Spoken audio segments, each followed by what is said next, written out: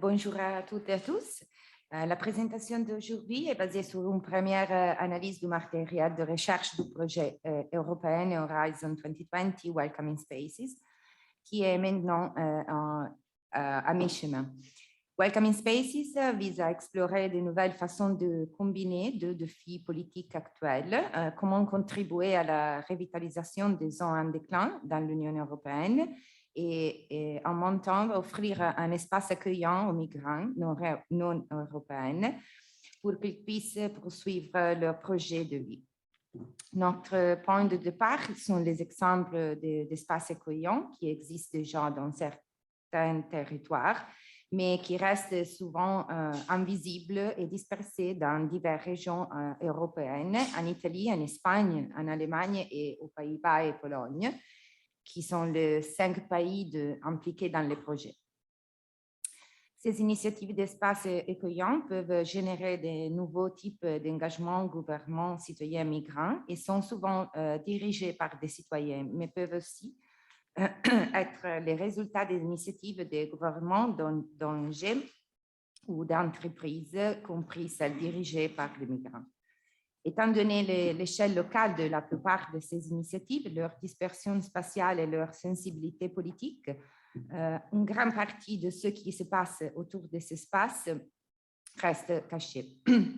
Les possibilités de favoriser la diffusion de ces initiatives sont donc peu explorées.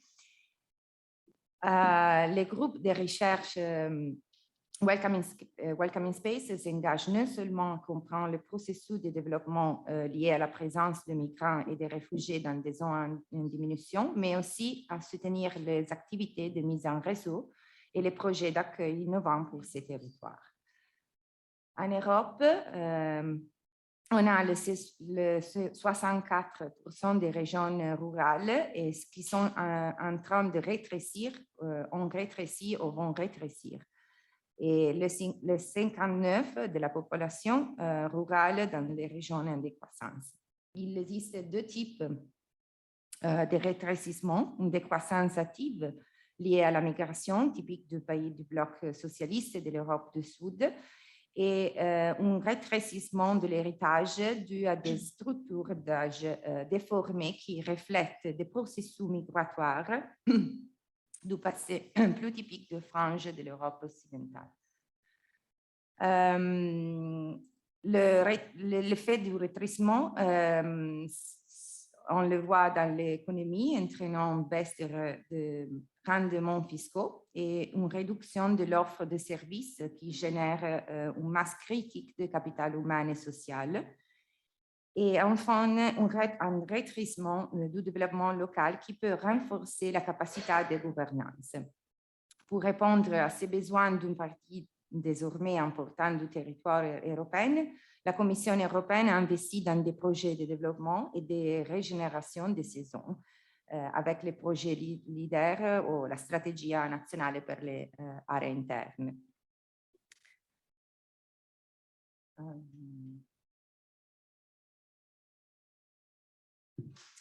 En Italie, la classification des zones en déclin a été introduite en 2012 dans le but d'axer les politiques publiques sur la question du rétrécissement des zones. En fait, depuis l'après-guerre, l'Italie antérieure a subi une marginalisation progressive. La population résidente a diminué, tout comme le niveau d'emploi et l'offre de services. Ces processus ont été accompagnés d'autres processus de gravité égale ou supérieure, comme l'instabilité hydrogéologique. Du point de vue de l'éducation, par exemple, ces territoires sont souvent confrontés à des problèmes majeurs qui exagèrent la tendance au dépeuplement. L'offre éducative et sa qualité même est compromise par les difficultés de déplacement et la tendance des enseignants à être très mobiles. Plus de compromises par les difficultés de déplacement, plus de 80% de ces municipalités n'ont pas du tout d'école secondaire publique et les 39% n'ont même pas d'école secondaire. Il n'est donc pas surprenant que ces zones soient caractérisées par des taux d'abandon plus élevés et des niveaux d'apprentissage nettement inférieurs. Les écoles ont un certain nombre de fonctions à remplir, comme le souligne la stratégie nationale pour cette zone. Notamment celle de fournir aux filles et aux garçons les compétences et les outils dont ils ont besoin de décider eux-mêmes de partir ou de rester. Les analyses du phénomène migratoire en Italie montrent que la moitié des immigrants vivant en Italie habitent dans de petites villes. Et si nous prenons les municipalités dans lesquelles le pourcentage d'étrangers dépasse les 20% de la population totale, nous pouvons observer que nombre de petites municipalités en font partie. Cela est dû au fait que l'Italie est un pays à forte diffusivité urbaine, une diffusivité qui a également des répercussions sur la structure économique et qui peut donc également être observée aujourd'hui en ce qui concerne le processus de diffusion territoriale de l'immigration. La dynamique de décroissance de la population étrangère résidente dans les régions antérieures est très intéressante. Au cours de la période 2011-2017, on a enregistré une augmentation moyenne de 20% et une moyenne nationale d'environ 25%. Les principales raisons de la présence des migrants dans les régions antérieures sont les opportunités d'emploi, les repeuplements familiales et la disponibilité de logements moins chers. Une autre raison est la présence d'installations dans le système d'accueil institutionnel, SAI ou CAS, pour les demandeurs d'asile et les réfugiés. Les territoires étudiés rendent compte de différences historiques de la richesse territoriale italienne, les longs axes nord-sud. Dans le nord, nous avons Chipax avec l'hôtel Giardino in Breno, tandis que dans le sud, nous avons étudié Jungimundo in Camini et la rete dei piccoli comuni del Welcome in Pietrelcina. Enfin, dans le centre, nous avons choisi Raisab à Latina. Nous avons passé 1 ou 2 semaines dans ces endroits en fonction de la nature de l'initiative. Les critères de sélection utilisés étant les suivants: la disponibilité des données, la représentativité territoriale, Italie du Nord, du Centre et du Sud, et les types d'acteurs qui ont développé l'initiative, tiers secteur privé, le secteur public, les secteurs d'intervention aussi avec agriculture, art et culture ou le tourisme. Et il est important de souligner que dans chacun de ces territoires étudiés, il existe un projet d'accueil institutionnel, donc destiné aux demandeurs d'asile, aux réfugiés et aux titulaires d'une protection humanitaire. Par conséquent, les regards sur la population migrante du territoire se réfèrent principalement à cette partie de migrants et seulement dans une faible mesure aux étrangers qui, après la période d'accueil, ont décidé de rester et de vivre dans ces territoires. En termes de méthodologie, les éléments suivants ont été utilisés: une ethnographie à triple objectif sur les conseils de viabilité économique, de bien-être social et de stabilité politique, une ethnographie focalisée, conçue comme une dérivée de l'ethnographie conventionnelle d'une durée relativement courte et centrée sur un aspect ou des aspects spécifiques inévitablement circonscrits du phénomène étudié. Quelques entretiens approfondis et d'observations participantes. En outre, nous avons utilisé des méthodologies de co-création et des groupes de discussion, une cartographie des ressources locales liées à la revitalisation de régions en déclin, avec l'approche ABCD, Asset-Based Community Development. Concernant les personnes impliquées, nous avons interviewé migrants non européens, demandeurs d'asile, réfugiés, résidents étrangers, administrateurs locaux, résidents de pays non européens, migrants de pays européens et natifs, acteurs du troisième secteur, groupes religieux et culturels, entrepreneurs locaux, les organisations de la société civile et d'experts locaux. Le matériel collecté est donc constitué d'entretiens enregistrés, des photos, des documents et des notes ethnographiques. La recherche sur le terrain concernant la question de l'intégration a montré que les espaces ne sont pas toujours considérés comme accueillants. Par exemple, dans certains cas, certains habitants ont montré une différence entre les discours et les pratiques. Dans certains cas, les mots utilisés étaient plutôt excluants, mais en réalité, l'interaction sociale se déroule beaucoup plus facilement, montrant comment la proximité aide à surmonter les dichotomies, dépassant de la catégorie abstraite des étrangers pour se référer aux voisins, perçus comme faisant partie de la communauté commune. Nous avons observé aussi de conflits possibles entre les groupes de migrants pour des raisons religieuses, culturelles et linguistiques. Et en outre, les recherches sur le terrain ont mis en évidence la nécessité pour les migrants d'acquérir davantage d'indépendance, par exemple grâce au permis de conduire ou à l'emploi. Et parce que vivre dans ces territoires impose une dépendance aux habitants autochtones et au système d'accueil ou une attitude particulière des sujets.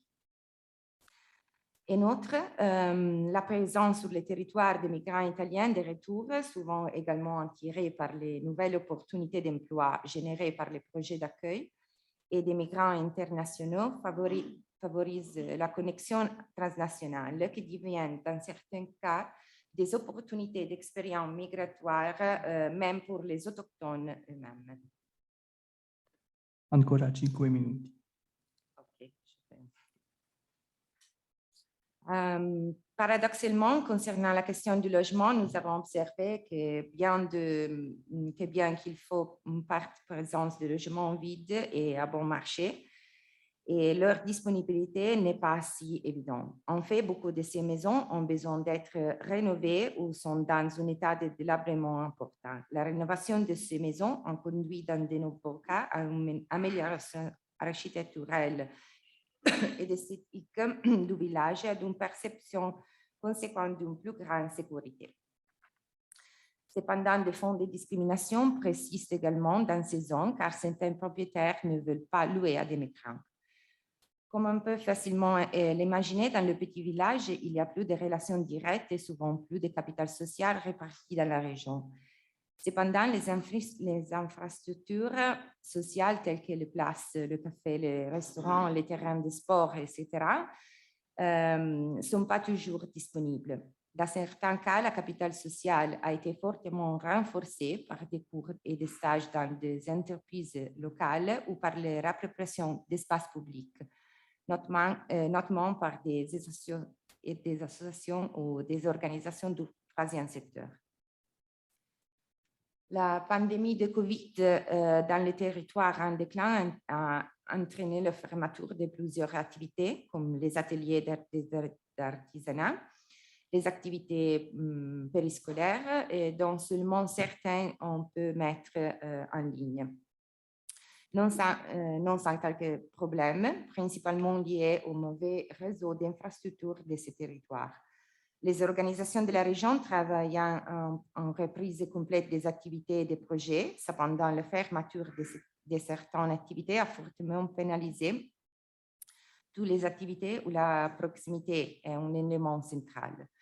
Dans les PNRR, il y a une mission spécifique dédiée à la cohésion sociale et territoriale, à l'intérieur de laquelle il y a aussi des interventions dédiées aux zones en déclin. Il y a quelques points critiques concernant son efficacité, puisque le financement à travers des appels à propositions risque de reproduire les inégalités territoriales que l'appel lui-même entend surmonter. Cependant, l'arrivée de quelques fonds permettrait de combler les lacunes territoriales principalement liées aux infrastructures et à la mobilité, à la santé comme à l'école. L'arrivée de ces fonds permettrait à ces territoires de reprendre les activités interrompues pendant la pandémie, notamment là où ils sont pourront, repenser leur méthode de travail et d'intervention, en tirant les leçons de ce que les années de pandémie ont laissé de positif.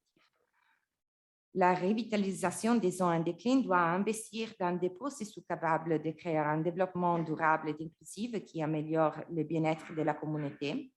Une étude préliminaire des initiatives a révélé un large éventail d'activités caractérisées par une durabilité multidimensionnelle, conçue en termes de justice sociale, de durabilité environnementale et d'accès équitable aux ressources locales. Ces initiatives peuvent représenter une forme innovante de bien-être génératif local pour les régions en déclin, capables de soutenir les processus de développement durable en reconnaissant les aspirations et les droits des citoyens. La lutte contre la marginalité n'est pas une stratégie unique, mais tout un processus de changement basé sur les capacités génératives des personnes et pas seulement sur des solutions administratives. S'attaquer à la marginalisation n'est donc pas un défi impossible, mais le point de départ d'une nouvelle stratégie. Sachant que les solutions qu'elle peut apporter vont bien au-delà des problèmes des marginaux et profitent à tous, dans une prospérité qui transforme l'écoute en investissement. Quelques remarques pour conclure. Les conditions de marginalité influencent fortement les dynamiques et les processus et plus encore l'approche de la question de l'inclusion des migrants. Les processus d'abandon de ces centres conduisent à une perception du migrant comme une ressource, non seulement pour le maintien des réalités productives, mais aussi pour la relance de ces lieux désormais et marge des circuits socio-économiques et pour la survie des services. Cela se traduit par l'activation de pratiques locales et d'approches créatives pour gérer l'inclusion en modifiant en indépendant leur territoire local. Enfin, ces processus de modification et d'adaptation des trajectoires locales a donné lieu à des intéressantes expériences de gouvernance horizontale, davantage orientées vers une approche ascendante, où toutefois un leadership fort, tant institutionnel que du tiers-secteur, peut se transformer en contrat s'il n'est pas rendu collectif. En même temps, la population migrante sort d'une condition de marginalité et obtiennent une plus grande facilité d'insertion. Je vous remercie.